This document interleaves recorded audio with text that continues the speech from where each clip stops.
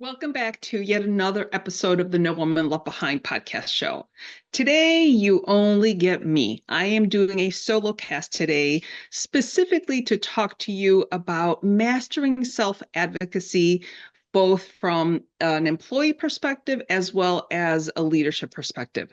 I created a talk blueprint for career growth because I talk a lot about self-advocacy.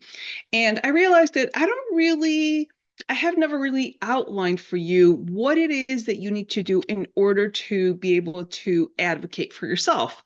But before I get to that, first of all, I want to talk to you about what is self-advocacy. When I say you need to be able to advocate for yourself, what does that mean to you? What is it that you think about when I say you need to advocate for yourself? Well, I will tell you, for me, it means that you need to be able to stand up for your needs, for your goals, be able to represent your professional worth within the corporate space. It's about building confidence, not necessarily that you're entitled, for example, if you're seeking a promotion or a salary or maybe more responsibility as a team leader. It's not about you deserving whatever it is that you're looking for. It's about you positioning yourself as the best candidate for that particular thing. When you hone your skills on advocating for yourself, you're also becoming more confident, and at the same time you're building your leadership skills. And now more than ever, corporations have that gap between an individual contributor and then upper management, even into management. So there are not enough individuals that are qualified to step into a management position or a director position or a VP position because people are not, managers specifically, are not having the time to develop their people. We're so busy. And then sometimes individual contributors don't know how to develop themselves. So there's definitely this gap where corporations are now needing individuals to have leadership skills, to have adaptability skills, to be confident and be able to upskill so that they are prepared when that opportunity comes up. Now, I'm sure you've heard me say this over and over, but when it comes to me helping women advance in their corporate careers, I want them to be promotion ready. I want you to be promotion ready. I want you to be able to self-advocate for yourself so that you can build that confidence. And I am in the process of creating this amazing community of women that are ambitious and that are here to support each other. So again, self-advocacy goes hand in hand with leadership. So let me ask you this. What is it that you are needing to advocate for yourself at work? If you are not feeling fulfilled at work, then what is it that you're missing? So that's what self-advocacy is, for you to be able to go talk to your manager about the things that you are missing and be able to do it in a very precise and strategic manner, which we will go into. Okay, so next we're going to talk about why is self-advocacy crucial for your career? Well, obviously it increases recognition, it increases opportunities, but more than anything, it puts you in control of your career trajectory. Now, I talk about having a custom career roadmap all the time. When you don't have a custom career roadmap, that means that your career is on autopilot. So it's just kind of sitting there. It's just not doing anything. And you haven't really been paying attention to your career. And that's not necessarily good because years can go by and then you're doing the same type of job and you're like, holy cow, I'm 5 years older and I still haven't gotten anywhere or haven't gotten that promotion. If that's what you're seeking, you're probably seeking it because you're listening to me right now. But having that strategy, that plan, that roadmap puts you back in control of your career trajectory. And it definitely helps you hone your leadership skills. And again, leadership skills are not prevalent in this day and age.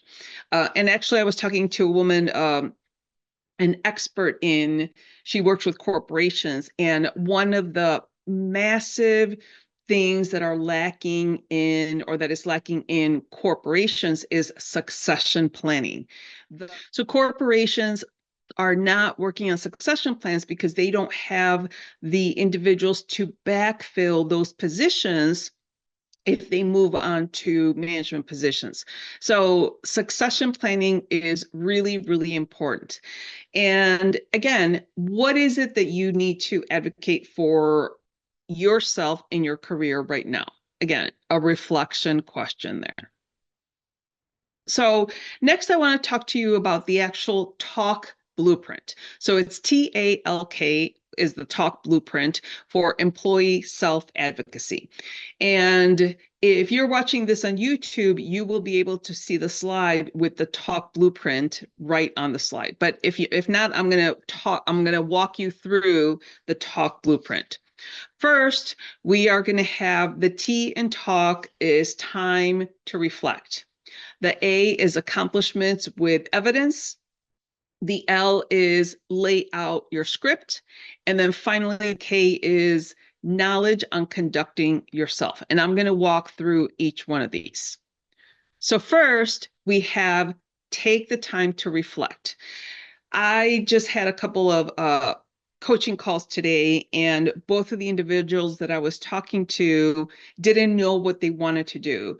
And through a series of questions that I do with my career coaching clients, rather, we at least were able to point them in the right direction. When you don't know what it is that you want, it's going to be very difficult for you to communicate it. So if you're already employed and you're trying to figure out what is it that you really want, take some time to reflect on that. Is it that you want recognition? Is it that you just want more money? Is it you want more responsibility? Do you want to work from home? What is it that you need in your position to make you feel appreciated, fulfilled, happy? And we all know that when corporations have employees that are happy and fulfilled, they tend to stay a lot longer than an employee that is not happy and fulfilled in that particular position. So this is where you want to evaluate your career goals, and how is the request that you're going to go talk to your manager about fit in with your goals, with your custom career roadmap? It's really important for you to be able to relate those two so that they can go hand in hand and they're aligned.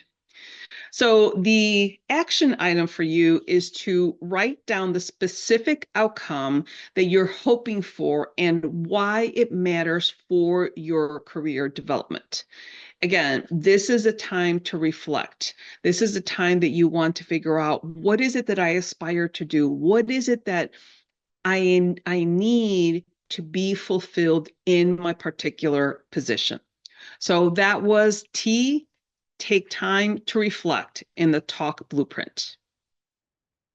Next, we're going to move on to accomplishments. The A in T.A.L.K is accomplishments with evidence. Now that if you know what you're going to ask for, next you need to compile your achievements that demonstrate your value. So in other words, you need to show your boss or your leadership team how you have been able to contribute to their organization. You also need to try to compile not only your achievements, but attach measurable results to those achievements. Any data that you can come up with, any metrics, any project outcomes. So maybe you reduced expenses by 20%. Maybe you were able to increase customer satisfaction by 25%. Anything like that. If you are not able to come up with a metric that is consistent across the department, maybe you can just outline things that you have improved upon. I increased my customer service satisfaction year over year by 20%, just for your own production, your homework. So the action item here is take 2 or 3 achievements, come up with 2 or 3 achievements where you can show the measurable results and cite how you help the bottom line. And those are going to be your key talking points when you actually go and discuss this with your manager. So the A in the talk blueprint is accomplishments with evidence. Okay, next we're going to lay out your script. Now, I talk about this all the time, and I call it crafting your script. Essentially, you want to prepare what you are going to say ahead of time. Do not wing it. You get in trouble when you wing it. Take the time to craft your script. And what I mean by that is deliberately write out what is it that you're going to say and use assertive words. Use words that are very confident and also respectful language. You want to craft your script and make sure that you're speaking in sentences and not questions. You want to make sure that you list 2 or 3 achievements with measurable results that you can cite during your conversation, and make it into a story format. So I talk about the story format all the time, but if you remember your accomplishments in a story format, that's going to be much easier to explain to your manager or to the leadership team. The story vault is a huge thing that I talk about as well. Again, with the story vault is come up with your 5 to 7 massive achievements for your career. Make sure that you are able to put it into a problem agitation solution. So it's what was the problem of the item that you were dealing with? What would have been the consequence of that problem had it not been solved? And how did you or your team contribute to solving that particular problem? So that's the problem agitation solution, which essentially you're converting that accomplishment into a story format. And again, much easier to tell the story, and it's more relatable for the individual that is listening. So that is the L in lay out your script for the talk blueprint. Next, we're now on to the K for know how to conduct yourself. And what I'm talking about is emotional intelligence. There is a ton of information out there on emotional intelligence this day, but essentially you need to read the room. So for example, if you did all the preparation already, you already know what you're going to talk about, you already know what you're going to ask, you know what stories you're going to tell your manager when you're in front of them, and you go to their office and they're having some kind of meltdown because either their child is sick or maybe they're having a difficult conversation with another employee or a customer or client, whatever, and you see that they're out of sorts, they're probably going to say, come in, let's have a conversation. And what you're going to do is say, no, this is not the right time for us to have a conversation. I want you to be in a calm state where we can actually have a conversation. And right now it appears that things are happening for you. I am going to reschedule the conversation. And if they say, no, don't worry about it, say, no, really, let me reschedule it. I would feel better if we just rescheduled. So read the room. Make sure that you are walking into a situation where your manager is calm and prepared and you're calm and prepared, and you are able to manage your emotions intelligently, just as your manager should. And one other thing when it comes to emotional intelligence, there's a bunch of things that you can do about this. You can do a little bit of research. I've had emotional intelligence podcasts on this as well. But preparing yourself before the talk, the conversation with your manager, going to the bathroom, breathe deeply 5 to 10 times. You're already making sure that your body is relaxed and you're not stressed out. That's even part of emotional intelligence, knowing how to regulate your body and prepare for different outcomes.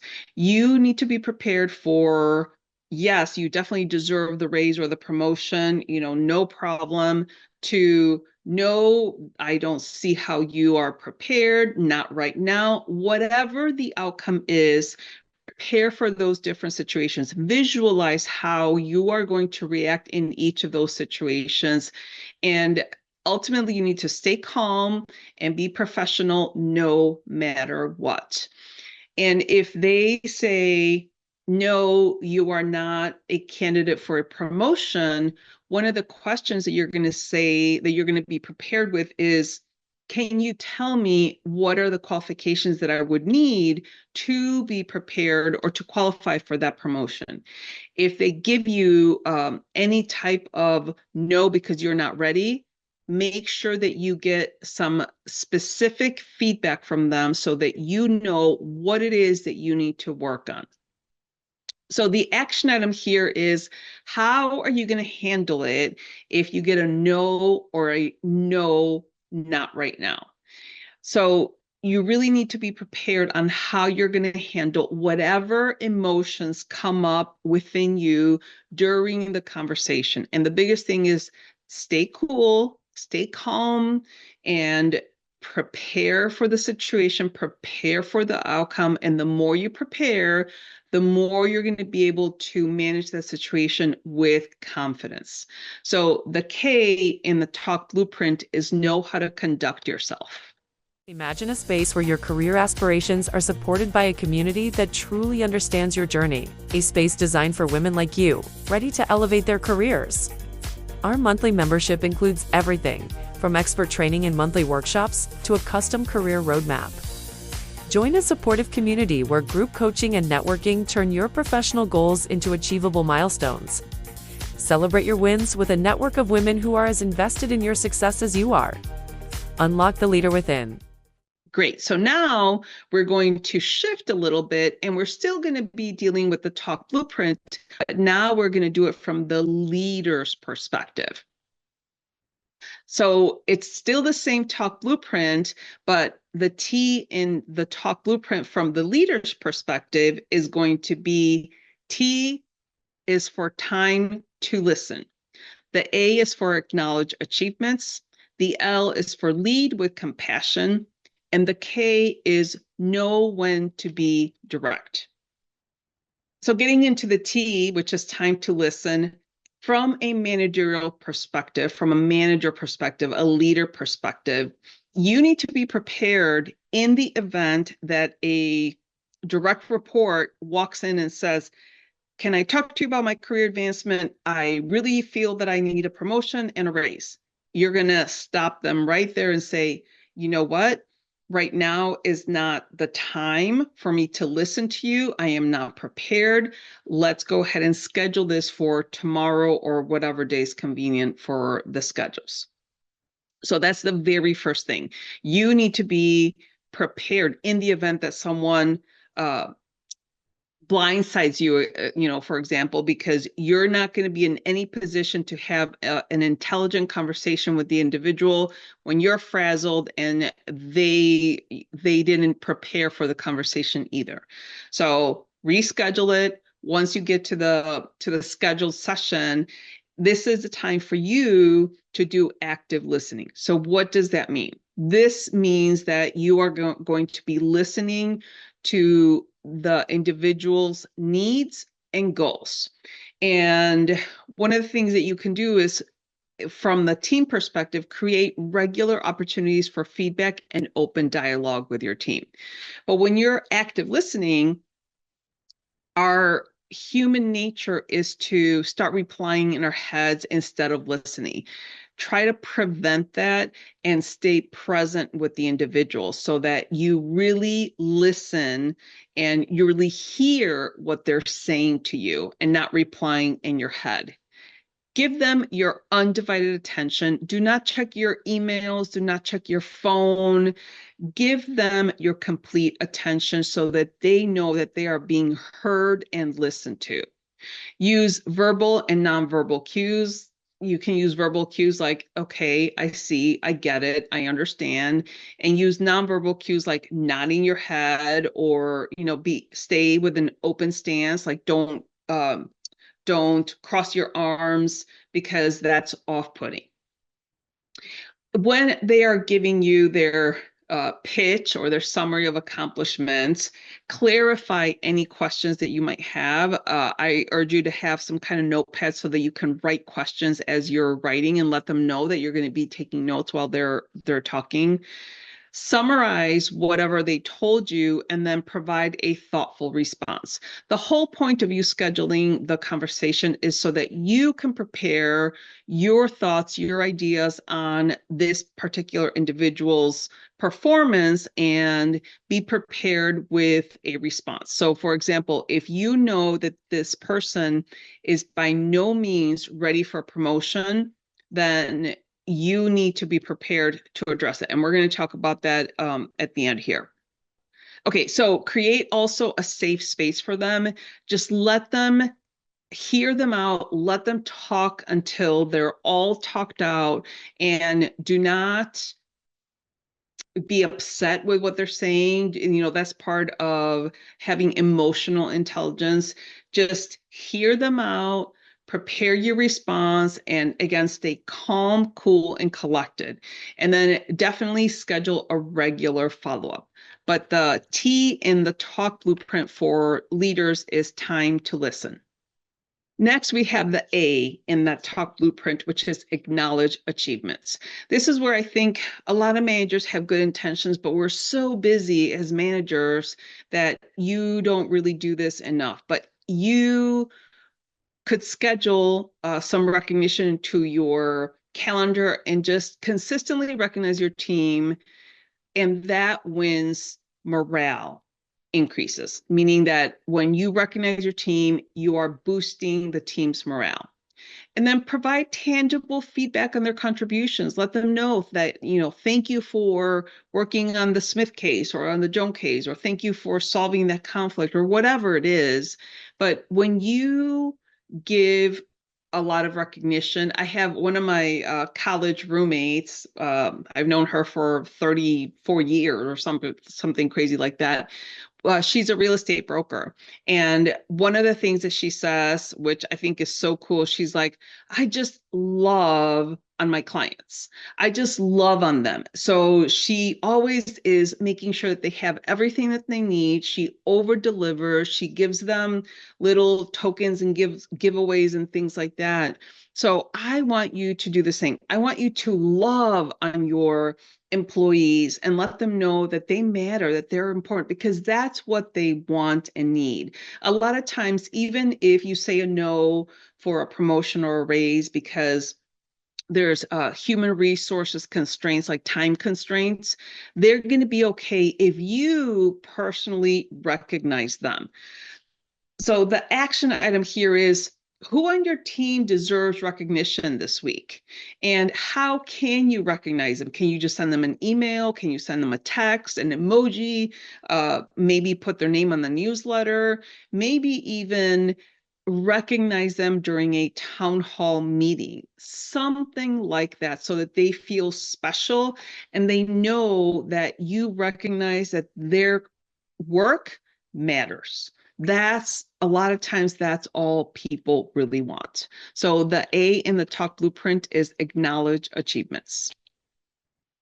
Okay, we are moving on now to the L in that talk blueprint, which is lead with compassion.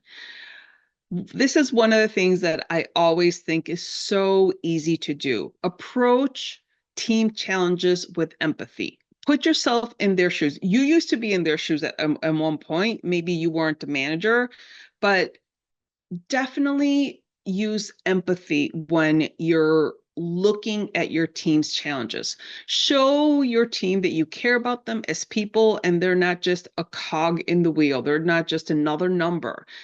Nowadays companies are struggling, but they're doing a better job at including or at accepting the person as a whole and not just as an employee, because we all have personal lives and personal problems, and sometimes it's difficult to put your problems aside when you come into work.